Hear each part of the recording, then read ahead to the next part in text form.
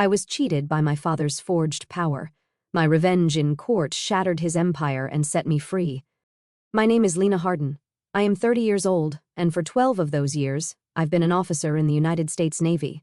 On this particular day, however, I was just a ghost at my own sister's celebration. The late May sun over Washington, D.C., cast a honey-colored glow across the immaculate lawns of Georgetown University. It was the kind of perfect postcard day that politicians put in their campaign ads. Laughter, as light and bubbly as the Veuve Clicquot being served, floated through the air. But for me, everything was a cold, flat, gray. I stood alone near an old oak tree, clutching a glass of Perrier like it was a lifeline. My simple black theory trousers and silk equipment blouse might as well have been rags amidst the sea of Tom Ford suits and Chanel dresses. My mother, Eleanor, glided past. Her eyes swept over me with a familiar, barely concealed disappointment. She didn't stop, but her voice, sharp as a shard of glass, cut through the noise.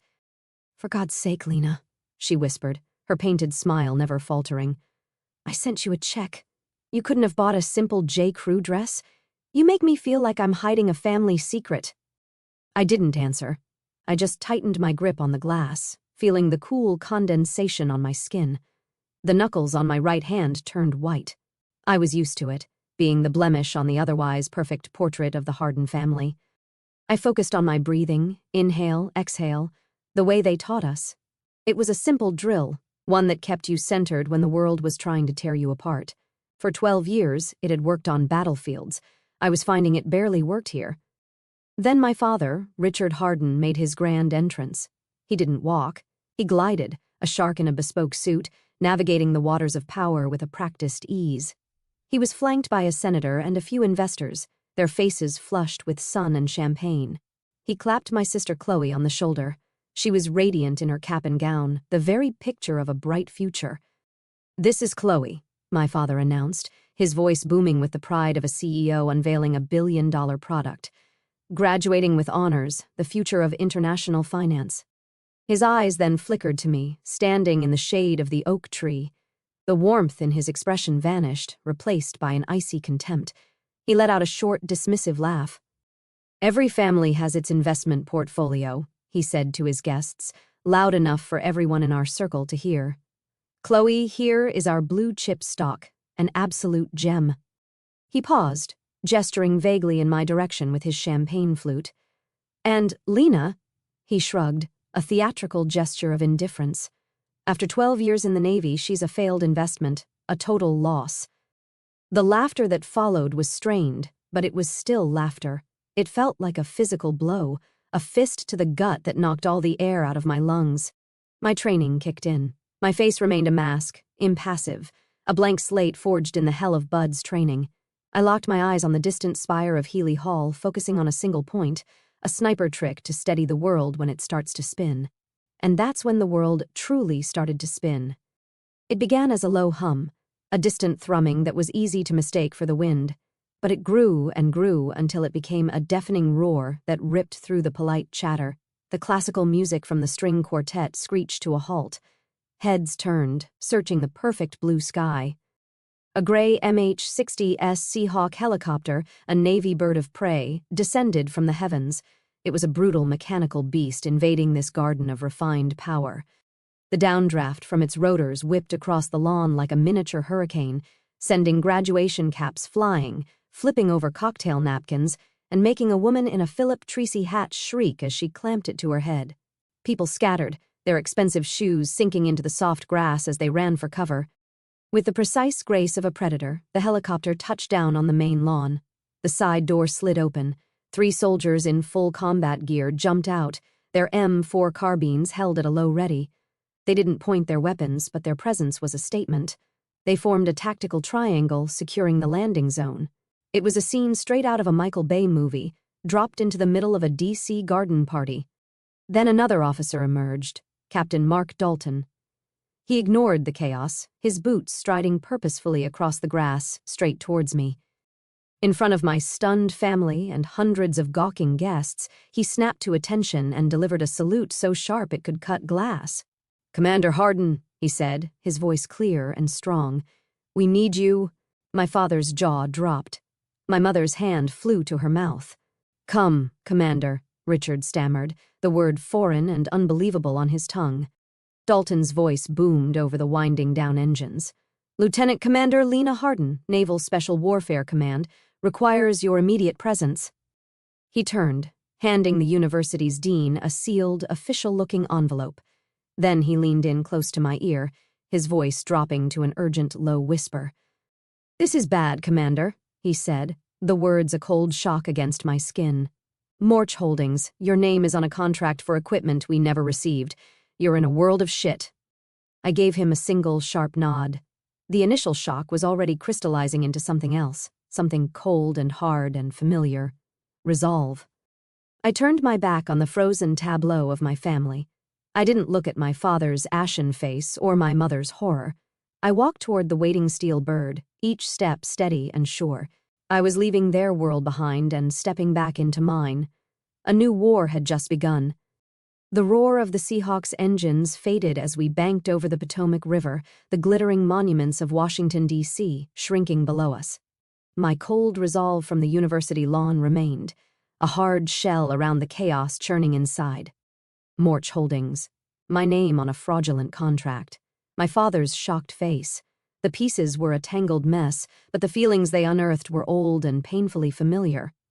As the helicopter carved a path towards the Washington Navy Yard, my mind slipped its leash, pulling me back into the past.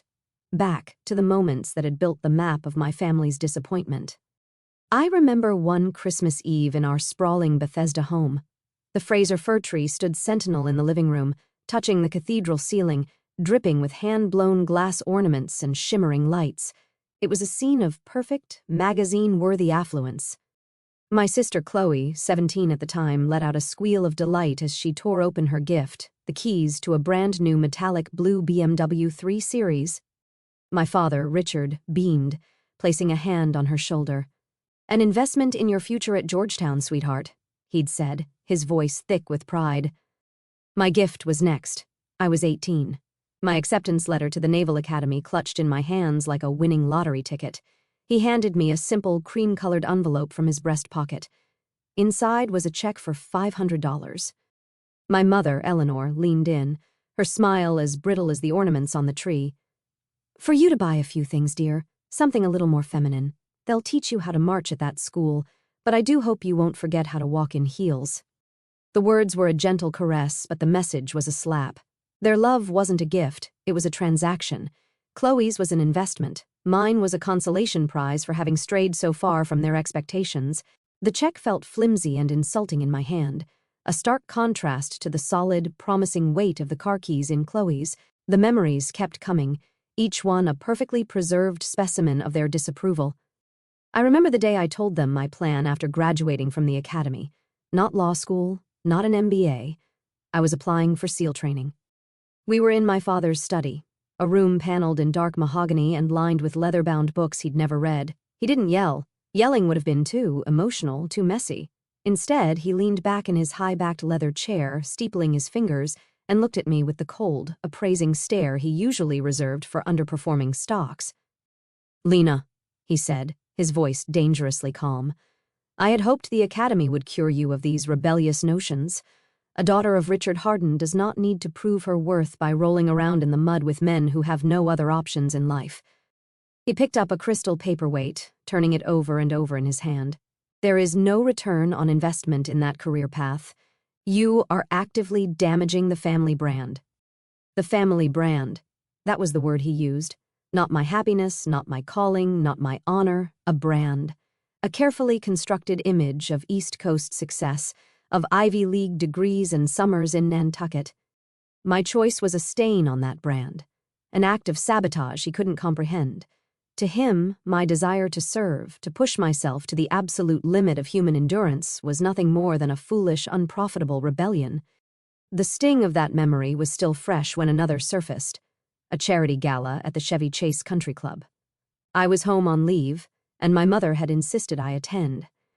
"It's important to be seen, Lena," she'd said. I wore a simple navy blue dress, the most formal thing I owned that wasn't a uniform. One of my mother's friends, a woman dripping in diamonds, asked me what I did. Before I could form an answer, my mother had swept in, her laugh a tinkling bell. "Oh, she works for the government," Eleanor said, waving a dismissive hand. "Some boring national security project. You know how it is." Boring national security projects.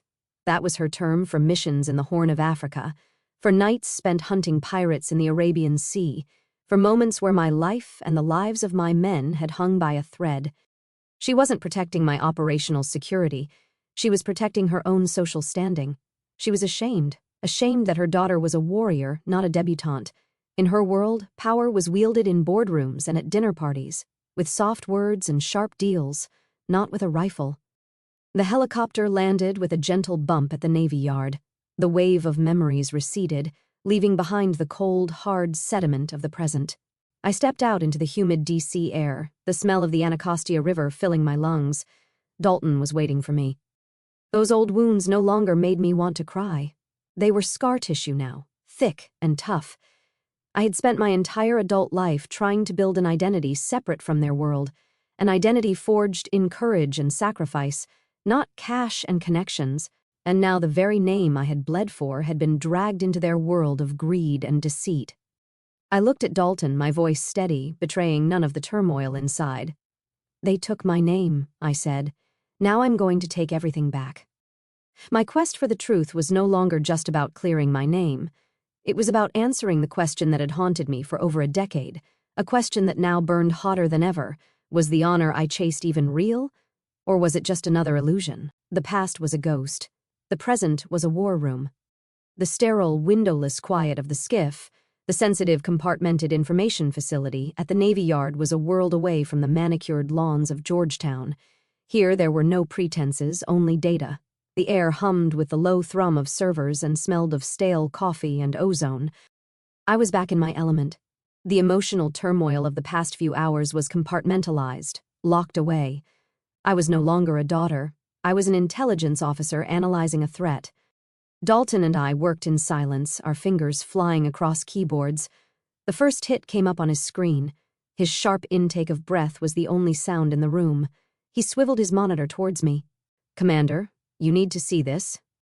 There it was in black and white, a corporate credit line for $2 million opened with a bank in Virginia under the name Lieutenant Commander Lena Harden.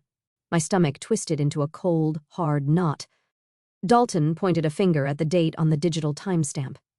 "March 15th, 2021, he said, his voice grim. "We have your official deployment logs right here. On that day, you were in a black site in Djibouti, prepping for the mission in Yemen.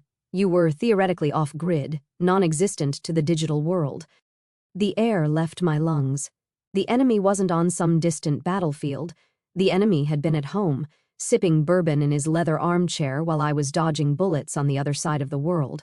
The betrayal was so audacious, so profoundly personal, it was almost elegant in its cruelty." "Keep digging, Dalton," I said, my voice flatter than I intended. "Search my archived email. Cross-reference any communication containing the keywords financial, authorization, or power of attorney with my father's name." Dalton's query ran for less than a minute before it flagged a single email. It was from my mother. The subject line was innocuous, helping Lena. My blood ran cold. Dalton brought it up on the main screen. "Richard, darling," it read. "Here is that power of attorney form Lena left before her trip. She said she'd be completely off the grid for months. You know how she is. Could you look this over for her? She trusts you so much. Love, E." Attached was a file, Power of Attorney Jarlina.pdf.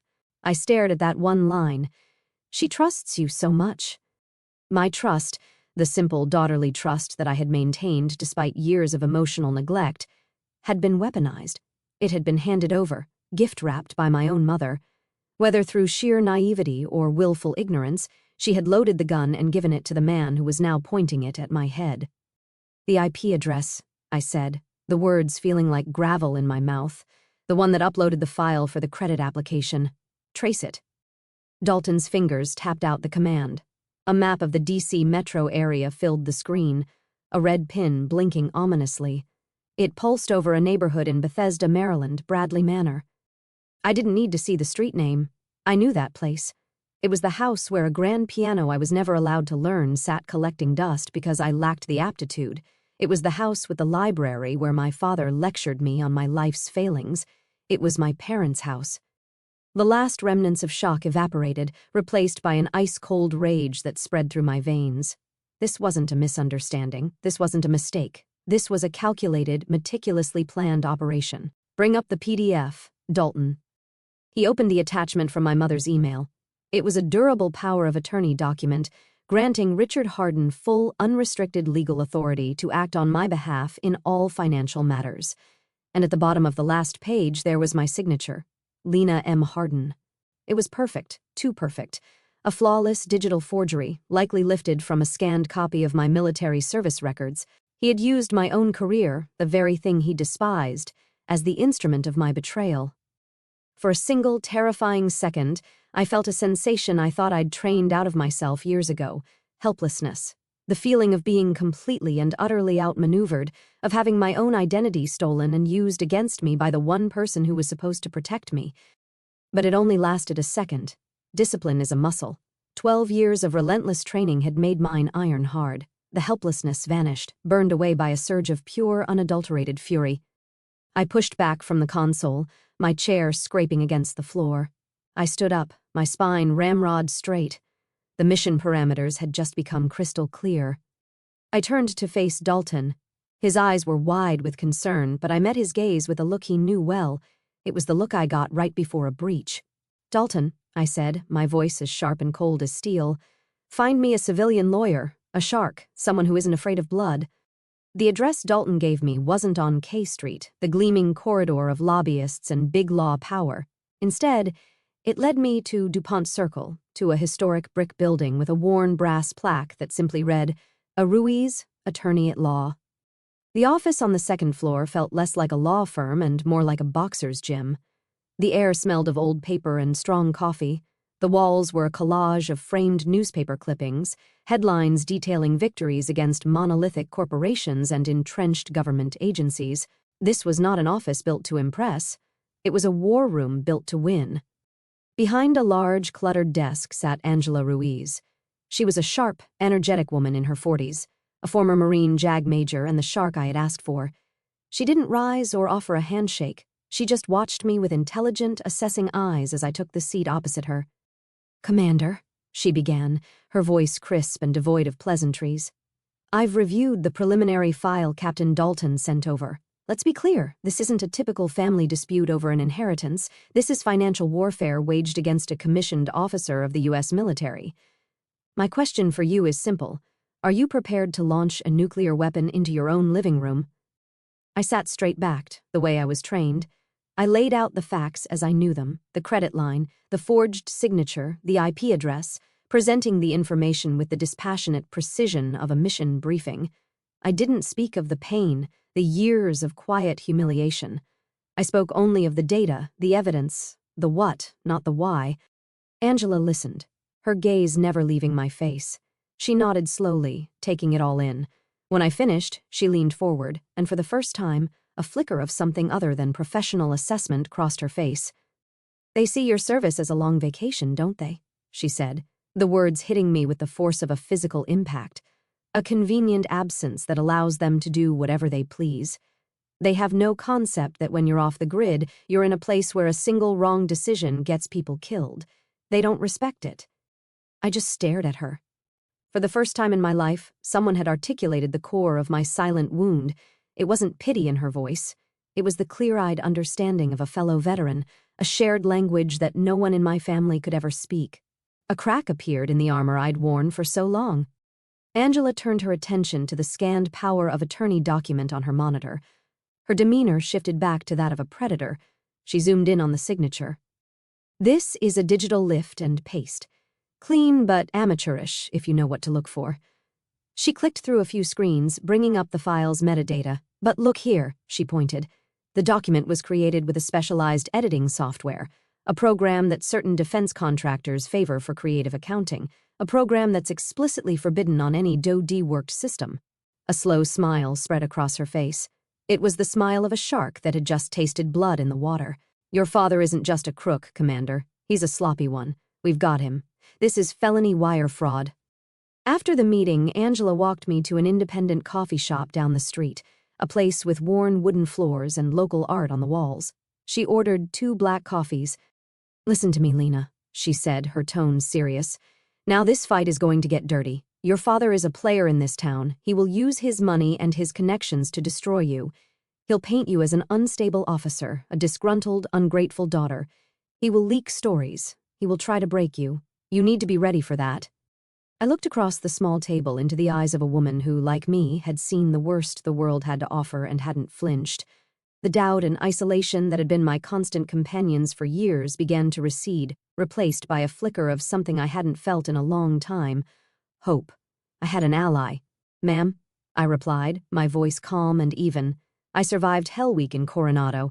Compared to that, a courtroom is a playground."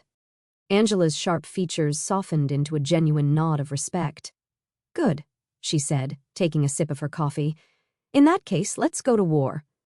The brief flicker of hope I'd found in Angela's office was a fragile thing, a single candle in a hurricane. I knew the counter-move was coming. In my world, when you identify a threat, you anticipate its course of action, its most likely avenue of attack. I had prepared myself for a legal onslaught, for corporate maneuvering. I just didn't expect the attack to come cloaked in the guise of maternal love. I was in my temporary apartment in Alexandria, a sterile corporate rental that smelled of new carpet and paint, going over a stack of documents with Angela on speakerphone. My phone buzzed on the granite countertop, the screen lighting up with a name I knew by heart: Mom.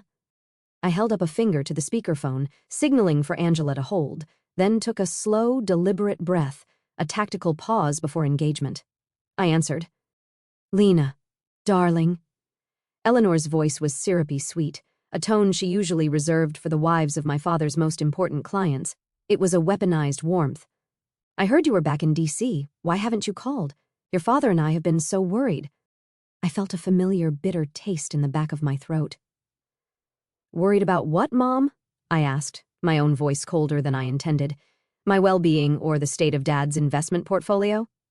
A sharp, wounded silence stretched across the line, so profound I could almost hear her calculating her next move, recalibrating her attack. Then a wounded tremor entered her voice, a masterful performance.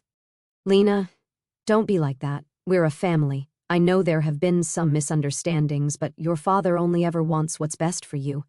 He was just trying to protect you. Meet me for lunch," she insisted, her voice now pleading. "Please, just the 2 of us. The Capitol Grill. My treat." I knew it was a trap. The Capitol Grill on Pennsylvania Avenue was my father's unofficial office, a den of dark wood, porterhouse steaks, and backroom deals.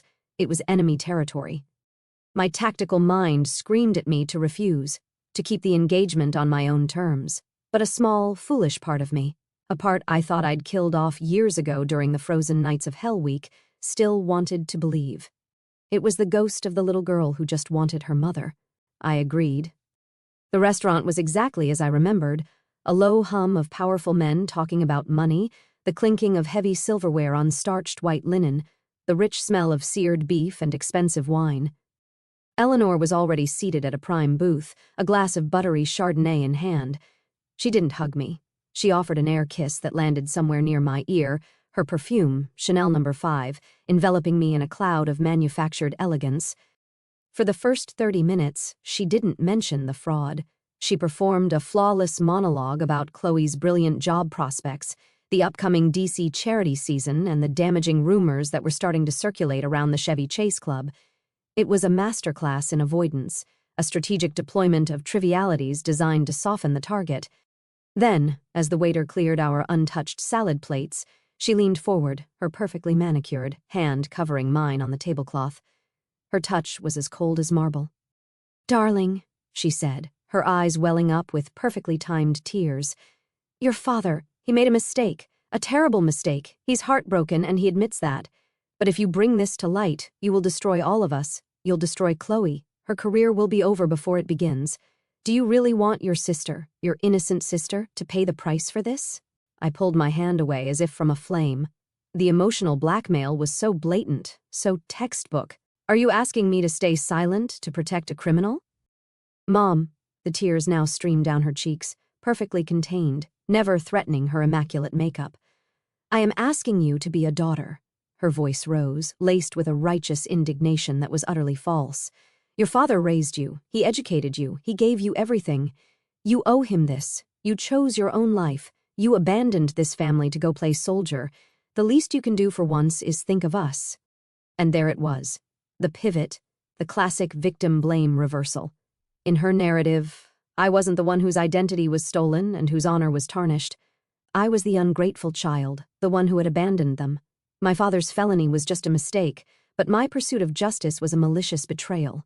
The weight of responsibility, as always in the Harden family, was being placed squarely on my shoulders. Did she really believe what she was saying, or was this just another performance in a lifetime of them? Looking at her, I realized with a sudden, gut-wrenching clarity that it didn't matter. The effect was the same. I stood up. My movements were calm, deliberate. I took two $50 bills from my wallet and placed them on the table, more than enough to cover my Caesar salad and iced tea.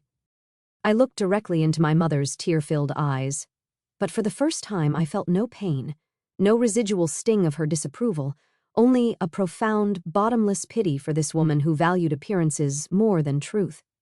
"I've already paid my debt to this family, Mom," I said, my voice quiet but carrying with an authority that made her flinch. "I paid it with my youth. I paid it with scars you'll never see. I nearly paid it with my life, on more than one occasion. My account is settled." I let that hang in the air for a moment, letting the finality of it sink in. "I owe him only one thing now," I finished. "A fair trial." I turned and walked away, not looking back. I left her there, a solitary, tragic figure in her expensive suit, her carefully constructed performance collapsing around her amidst the clatter of silverware and the quiet murmur of power. It was a declaration of war, and I knew with absolute certainty that the enemy's next attack would not be so subtle. The morning after the disastrous lunch with my mother, my phone buzzed with a text from Dalton. It wasn't a message, just a link. My hand was steady as I tapped it. The page loaded, Politico Playbook, the daily newsletter that every senator, lobbyist, and power player in D.C. reads with their morning coffee. The headline was discreet yet devastating, a rift in a D.C. power family. The article didn't use our names. It didn't have to. It spoke of a prominent financier on K Street and his daughter, a decorated but troubled military officer. It whispered of baseless accusations and hinted that the daughter was showing signs of severe psychological distress after her years of service. It didn't use the letters PTSD, but the implication was a poison dart aimed with precision. He was trying to discredit me by weaponizing my service. He was painting me as a broken soldier, a crazy veteran, trying to extort her loving family. My father had launched his counteroffensive, and it was dirty. The rage that filled me was white-hot. He had attacked the one thing I had built for myself, the one thing that was mine and mine alone, my honor as an officer. As if on cue, there was a frantic pounding on my apartment door. I wrenched it open to find Chloe standing there, her face tear-streaked, clutching a printout of the article. "What did you do, Lena?" she shrieked, her voice cracking. "You're destroying this family. Dad said you were sick, that he was trying to help you. And you do this." I looked at my sister, at her perfect, privileged world, a world built on a foundation of lies she never had to see. And something inside me finally broke. The years of disciplined silence, of swallowing insults, of turning the other cheek, it all shattered. "Help me?" The words were a low growl, torn from a place of pure fury. "He's helping me by stealing my identity, by using my name to get into bed with corrupt defense contractors. Your Georgetown tuition, Chloe. Your new BMW. This entire life you think you've earned was paid for with my honor. It was all funded by a lie with my name on it." The color drained from her face. She stared at me, speechless, as if seeing me for the first time. Not the quiet, awkward older sister, but a stranger filled with a terrifying rage. She took a step back, turned, and fled. I slammed the door shut, my breath coming in ragged gasps, my knuckles white against the wood. That night, the anger gave way to a crushing weight. I sat on the floor of my dark apartment, the city lights of Alexandria blinking indifferently outside my window. I had faced down terrorists, pirates, warlords. I had survived things that were supposed to break a person. But nothing, Nothing had prepared me for the abject cruelty of my own family. For the first time, I felt truly, completely alone, cornered by an enemy I couldn't fight with a weapon or a plan. He was using his power, his influence, his lies. He was erasing me. My mind drifted to a book a mentor, a wise old master chief, had given me years ago. It was by Brené Brown. I fumbled for the light switch, found the book on the small nightstand and flipped through the pages, until I found the passage he had underlined for me. The words seemed to lift off the page. It is not the critic who counts, not the man who points out how the strong man stumbles. The credit belongs to the man who is actually in the arena, whose face is marred by dust and sweat and blood. Something shifted inside me. A profound clarity cut through the despair. That's what he was doing. My father was the critic on the sidelines, pointing and whispering, trying to push me out of the arena because he was terrified of the woman who was actually in it. He was afraid of a fight on equal terms. Have you ever felt that? Pushed into a corner by the very people who were supposed to have your back? Have you ever had your story stolen, your truth twisted until you were made to look like the villain in your own life? They think the darkness will swallow you whole. They count on your silence. But they forget one thing. For some of us, the darkness is where we work best, and the silence is about to be broken by a truth louder than thunder. I stood up, the exhaustion replaced by a cold, energizing fury. I walked to the window and looked out at the sprawling lights of the DC metro area. He would not win. He would not define me. I was going to step into that arena, not as a victim, but as a warrior. I picked up my phone and dialed. "Angela," I said when she answered, my voice terrifyingly calm. "Cancel any negotiations. We're taking this to trial. I want him to face me in public. I want the world to know exactly what Richard Harden did."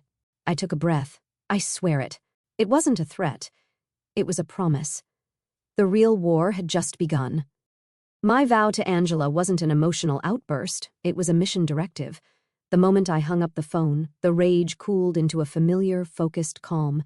This was no longer a family drama. This was an operation. The objective, dismantle my father's empire of lies. The means, irrefutable proof.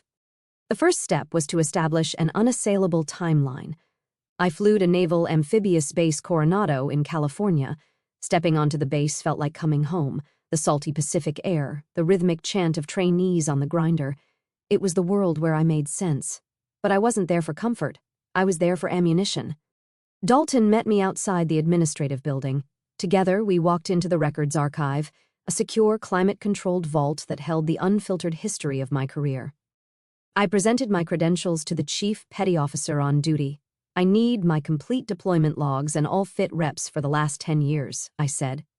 The chief, a man with 20 years of service in his eyes, looked at me with professional curiosity, but complied without question. He had no idea the dry, bureaucratic documents he was pulling were about to become explosive charges in a different kind of war. Under the harsh fluorescent lights of a small conference room, Dalton and I laid out the files. It was a decade of my life reduced to dates, coordinates, and performance evaluations, a world of black and white verified facts. We cross-referenced every fraudulent transaction Angela had uncovered. March 15, 2021, the $2 million credit line was signed in a bank in Richmond, Virginia. My fit rep for that period stated, LCDR Harden led a high-risk reconnaissance mission at coordinates redacted, Gulf of Aden. September 10, 2022, a brokerage account was opened in my name in Delaware. My deployment log confirmed, engaged in joint training exercises with French Guiana forces, French Alps. One by one, every lie my father had constructed was smashed against the granite wall of military fact. There was a cold, satisfying certainty to it. He had built his case on my absence, on the secrecy of my life. He never imagined that my secret life was the most meticulously documented one on the planet. While I was gathering my alibis, Angela was on the offensive in D.C. She called me late one night, her voice electric with discovery. "I've got another one, Lena, a shell corporation. Meridian Impact LLC, registered in Delaware, the go-to state for corporate anonymity." "What's the connection?" I asked. "It's been receiving small consulting payments from a subsidiary of Morch Holdings and the sole managing member, Richard Harden." She wasn't finished. "It gets worse. To open the corporate bank account, he needed a secondary form of ID. He submitted a scanned copy of a Georgia driver's license in your name." I had never even been to Georgia except to change planes at the Atlanta airport.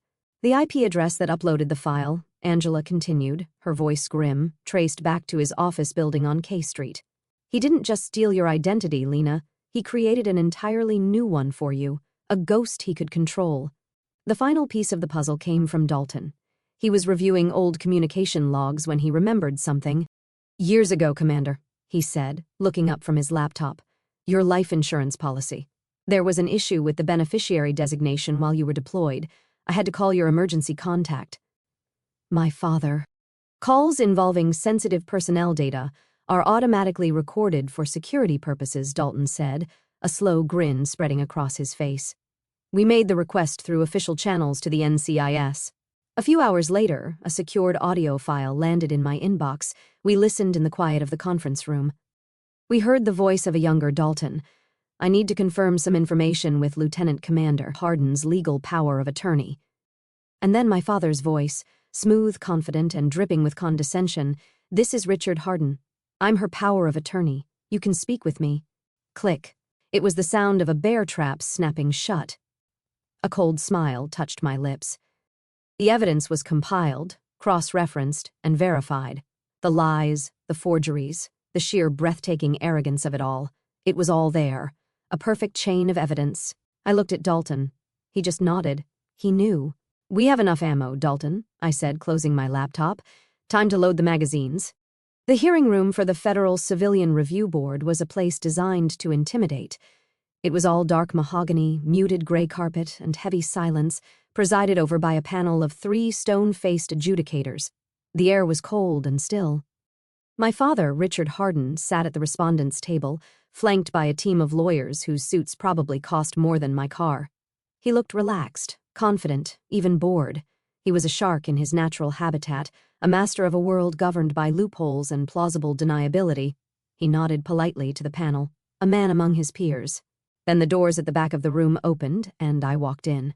The quiet murmur of the room died instantly. Every head turned. I wasn't wearing a business suit. I wasn't dressed as a civilian plaintiff. I was wearing my Navy service dress blues, the formal high-collared uniform of dark navy blue, adorned with the full array of ribbons and medals I had earned over 12 years. The gold stripes of a lieutenant commander shone on my sleeves. The seal trident, my most sacred symbol, was pinned over my heart. I was not a daughter suing her father. I was a commander in the United States Navy reporting a crime. I saw a flicker of something in my father's eyes. Not fear, not yet, but annoyance, a crack in his composure. This was not the narrative he had prepared for. I walked with a steady, measured pace to the petitioner's table and took my seat beside Angela. I didn't look at him. I looked at the panel. Angela rose. She was a force of nature, calm and commanding. "Good morning, members of the board," she began. "My client, Lieutenant Commander Lena Hardin, is here today not to air a family grievance, but to report a grave series of federal offenses that used her military service and her identity as a weapon against her." She began her presentation, a systematic, relentless barrage of facts. Each piece of evidence was a missile launched at my father's fortress of lies. First, the world map appeared on the large screen behind the panel. A pin marked my location in the Gulf of Aden. On March 15, 2021, Angela stated, her voice sharp, when a $2 million line of credit was opened in my client's name in Virginia, LCDR Hardin was here, leading a high-risk counter-piracy operation. Another pin appeared in the French Alps. When a brokerage account was opened in her name, she was here, conducting joint training. One by one, she laid out the documents, the forged power of attorney, the articles of incorporation for the shell company Meridian Impact LLC, the fake Georgia driver's license, its metadata showing it was uploaded from an IP address registered to my father's K Street office. The room grew colder, the silence heavier. I could feel my father's gaze on me, but I refused to meet it. My focus remained on the evidence, on the cold, hard truth being laid bare. Angela saved the core of the fraud for last. The respondent, Mr. Hardin, has claimed through his counsel that these actions, while perhaps unorthodox, were those of a concerned father trying to protect his daughter's assets while she served in dangerous places. She paused, letting the absurdity of the statement hang in the air. She turned to look directly at my father. "The question before this board is a simple one. Protect them from what?" My father's lead counsel, a man with silver hair and a golden tan, stood up. Objection. This is speculation. Sustained, the lead adjudicator said, but his eyes were fixed on Angela. Let me rephrase, Angela said smoothly. Let's examine the nature of this protection. My father decided it was time for his own performance. He stood, his expression a carefully crafted mask of wounded sincerity. He addressed the panel as if they were old friends at the country club. Gentlemen, my daughter. She chose a difficult, dangerous life, a life I couldn't understand. I only wanted to ensure she had a future to come home to. If I was overzealous, it was only because of a father's love. That was my cue. I remained seated, but I turned my head slightly to face him for the first time. My voice when I spoke was not loud, but it cut through the silence of the room with the precision of a surgeon's scalpel. My future? I asked, holding his gaze. You stole my present to finance your own. You used my name, the name I swore an oath to defend, to enrich yourself. You did that without me, without my consent, without my knowledge. I leaned forward slightly. That doesn't make you my protector, Mr. Harden. It makes you a thief. He flinched as if I'd struck him. But Angela wasn't done. She had saved the kill shot for last. One final piece of this protection puzzle, she said, her voice dropping for dramatic effect. She projected a new document onto the screen. It was the paperwork for another secret investment account, also opened in my name. This account lists a sole beneficiary in the event that something were to happen to LCDR Harden during one of her dangerous deployments. The camera zoomed in on the beneficiary line. The name was there in crisp, clear type C. Harden. A collective gasp went through the small audience section. I glanced back. My mother's face was a mask of horror, and Chloe was staring at the screen, her face utterly white with shock. The blood had drained from it, leaving her looking like a porcelain doll. Her perfect world, her belief in her golden status, her unwavering faith in her father, it all shattered in that single, silent moment. She wasn't the prized asset. She was the exit strategy, the insurance policy, another pawn in his game. She turned her head slowly, her wide, disbelieving eyes fixing on our father. Her lips parted, and a single heartbroken whisper escaped, a sound that seemed to echo in the dead silent room. You used me. It was the final blow, not from me, not from Angela, but from his own favored child. The lie had consumed everything, even its own creation. The facade of the powerful, loving father crumbled into dust. Richard Harden stared at Chloe, his mouth opening and closing with no sound coming out. His confidence, his arrogance, his entire curated persona evaporated. He staggered back, collapsing into his chair. He buried his face in his hands, a broken man. He had lost not to a team of lawyers. He had been defeated by a single, undeniable truth. The hearing ended not with a bang, but with the quiet, devastating implosion of a man who had believed himself invincible. There was a strange, hollow stillness in the air as Angela and I packed our briefcases. The panel had adjourned. My father's lawyers were whispering in hushed, urgent tones, and my family was a frozen tableau of shock at the back of the room. Victory felt less like a celebration and more like the profound, bone-deep exhaustion after a long, grueling mission. As we were leaving, my father intercepted me in the quiet, marble-floored hallway.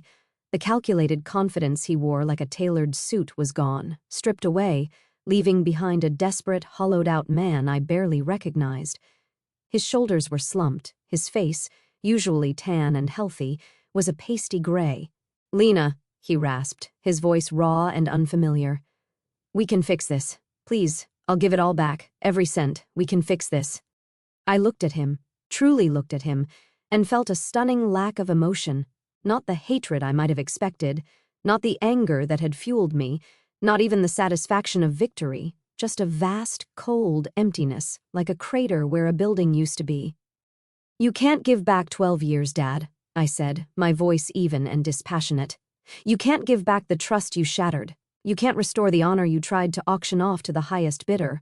My mother and Chloe stood at the far end of the hall like statues in a forgotten museum, unable to move closer, unable to look away. I kept my eyes locked on him. "You taught me that everything is an investment, a cold calculation of profit and loss." I paused, letting the weight of his own philosophy settle between us. "And today I'm cutting my losses." I walked past him. His hand twitched as if to reach out, but he didn't. My footsteps echoed in the silence. I didn't look back. A week later, the official fallout began, delivered with the cold, impersonal efficiency of the federal government. The Department of Justice issued a formal press release. The words were clinical, brutal, and public. Richard Harden has been indicted on charges of wire fraud, aggravated identity theft, and conspiracy to defraud the United States. The news spread like wildfire. His assets were frozen by federal marshals. His partners abandoned him. The phones at his firm stopped ringing. The Harden empire, a monument to financial wizardry, crumbled overnight. I saw the headlines on Bloomberg and the Wall Street Journal. The very publications that had once lauded his genius. Now they were dissecting his downfall with a detached journalistic glee. Reading the words, I didn't feel a surge of triumph. I just felt quiet, a heavy, profound sense of relief, as if a weight I hadn't even fully realized I was carrying for my entire life had finally, irrevocably been lifted. The personal fallout came via a phone call a few days after that. It was Chloe. Her voice was broken, choked with sobs that sounded raw and new to her. "I resigned," she whispered into the phone. Everyone at the firm, looks at me like I was part of it, like I'm a criminal." She was crying now, the wrenching, helpless sobs of someone whose world had been pulverized. "I didn't know, Lena. I swear on my life I didn't know anything." I believed her. I truly did.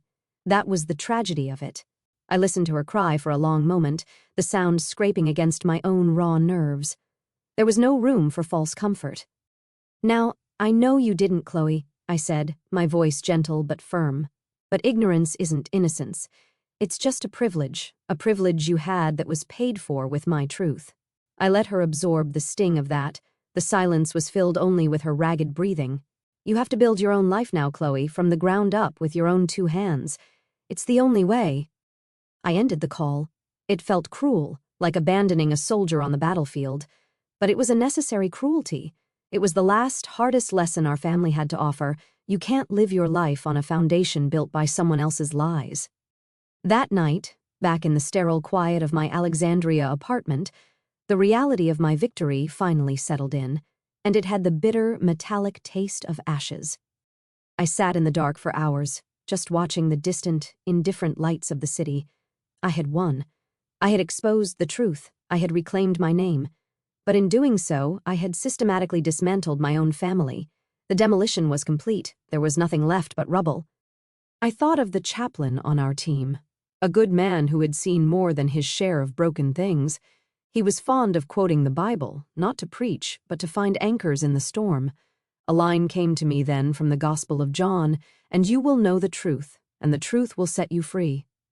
I had found the truth, and I was, in a way, free. Free from the crushing weight of their expectations, free from the quiet shame, free from the suffocating web of lies. But as I sat there in the silence of that empty room, I realized that freedom felt a lot like loneliness. The battle to clear my name was over, but a new one, a quieter, more difficult one, was just beginning. I had to learn how to live in this new, unburdened silence. I had to figure out what home and family were supposed to mean now, when the old definitions had been burned to the ground. 6 months later, I stood in a place far removed from any courtroom or corporate office. I stood in the Hall of Heroes at the Pentagon, a sacred space where the names of America's bravest are enshrined. The air here was different, hallowed, heavy with sacrifice and honor. I wasn't in my service dress blues. At my own request, I wore my desert combat uniform, the sandy, worn fatigues of a warrior. This honor wasn't for a commander at a desk. It was for a SEAL in the field. The Secretary of the Navy stood before me, reading a citation for an act of valor that had remained classified until now. He spoke of a mission in Yemen years ago, the very mission I was on when my father was busy forging my name on fraudulent contracts. The details were sparse, as they had to be, but they spoke of a firefight, a wounded teammate, a decision made under impossible pressure. As he finished, he took the silver star from its velvet box and pinned it to my chest. The weight of it was small, but its significance was immense. Camera flashes popped like distant gunfire. I looked out into the crowd of starched uniforms and serious faces, and I found them. Dalton, Angela, a few of the guys from my team. They weren't clapping loudly. They were just standing there, smiling. I was invited to the podium. I had no prepared remarks. I looked out at the audience, the generals, the admirals, the government officials, the families, and I spoke from the heart. I was taught, I began, my voice clear and steady, that a special operator is a quiet professional, that the greatest honor is to complete the mission with no one ever knowing your name. For a long time, I believed that was the only truth. I paused, letting the words settle. But I've learned another lesson. I've learned that silence sometimes isn't strength. Sometimes it's complicity. Silence can erase the truth. Silence can erase a person. My gaze drifted to my teammates.